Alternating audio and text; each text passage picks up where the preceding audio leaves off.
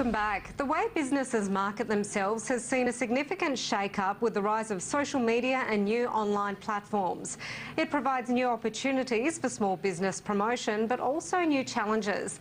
Let's get more on the trends facing the small business sector with business and marketing strategist Jacki Mitchell, who joins us live from Melbourne. Jacki, always good to have you on the show. Let's start a bit with online marketing. It's a big topic of conversation on your radio show. So let's talk a little bit about the difference between online marketing, digital marketing and e-commerce. Yeah, it's certainly a quagmire out there. Good afternoon, Carolyn. Always good to talk with you too. Online marketing and digital marketing is effectively the same thing. There's all these terms bandied around. It annoys me a bit because they all sort of mean the same thing. So online marketing and digital marketing do mean the same thing. They are the activity. They're the activity that you do, the marketing activity that you do to try and lead your customers to a transaction. That transaction is e-commerce. So e-commerce and online marketing are interrelated and very closely linked. The experts are saying now that e-commerce shouldn't be called e-commerce anymore. It just should be called commerce because that's the new way of doing business. But online marketing is obviously the topic of the month, the buzzword at the moment. And just be careful to any businesses listening that they don't forget the traditional forms of marketing. They're still relevant as long as it's relevant to your customers, of course. But it's about integrating. The key to success is integrating the two of them. So integrating your traditional marketing, integrating your online marketing, making it part of your marketing mix. Jacki, what are the trends in online marketing that you're seeing at the moment, and how much does social media form part of it? Yeah, well, social media is the big, again, I love a buzzword being a marketer. Social media, everyone's talking about it, but the key, Carolyn, is the word, it gives you a big clue, social.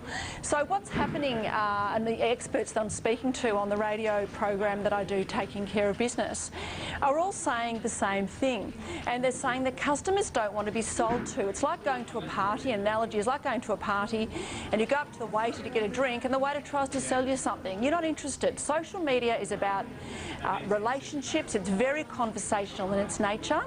So be careful if you are a business on, say, Facebook, which is the #1 social marketing channel. Facebook have just changed their algorithm, a bit like Google did a while back.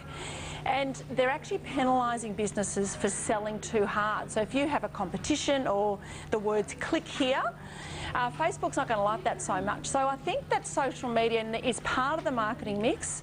I think it's a part of building your brand.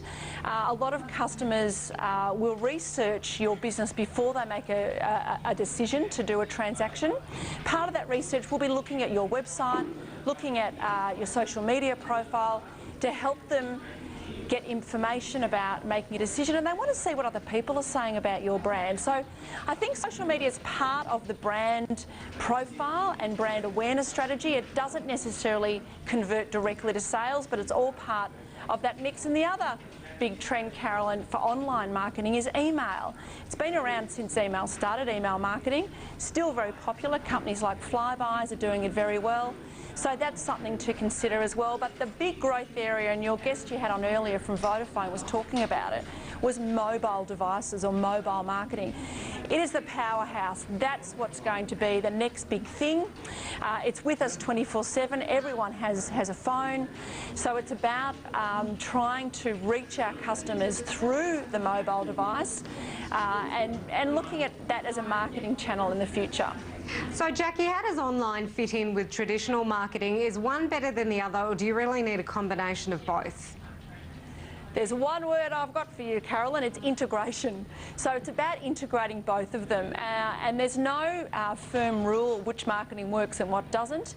It goes back to your customer. You have to start with your customer. The actual day of, hey, let's put an ad in the paper because we're going to do some marketing and get some more business, has long gone. I can't believe small businesses still do that.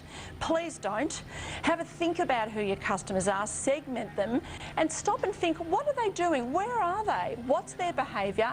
How can I get their attention? Because there's so much clutter out there now. We're exposed between 5,000 and 20,000 messages a day. It used to be 500 in the 70s, so it's about trying to cut through that clutter.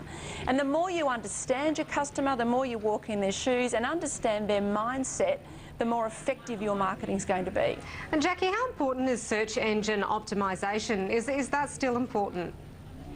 Yeah, it is, absolutely. So if Google searches are important to your business, matching terms, so thinking again about the customer, what would they enter if they were looking for your type of business?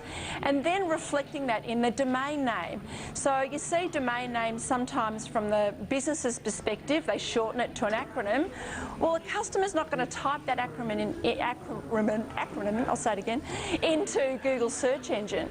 So it's about matching the search terms. And you can have a number of different domain names that all point to the one website. Try and get a .com.au, particularly if you're an Australian business. And as a bonus, a .com's always a good thing to do as well. And Jackie, what is the biggest mistake that you see SMEs make when it comes to online marketing? Okay, one of the biggest mistakes they make is they are not transparent in their shipping charges. So if you can have free shipping, it's been proven that that's a real bonus. So factor that into the cost of your product or service, and make it as quick and easy as they can to get to the checkout. So anyone can create an online store now. You can do it in half an hour. You can go to places like Shopify and BigCommerce and create an online store. Take about half an hour. It's about $40 a month to run. And one of the biggest issues, the problems, is they try to be unique. Businesses trying to be unique with their web design. Humans, we're very habitual.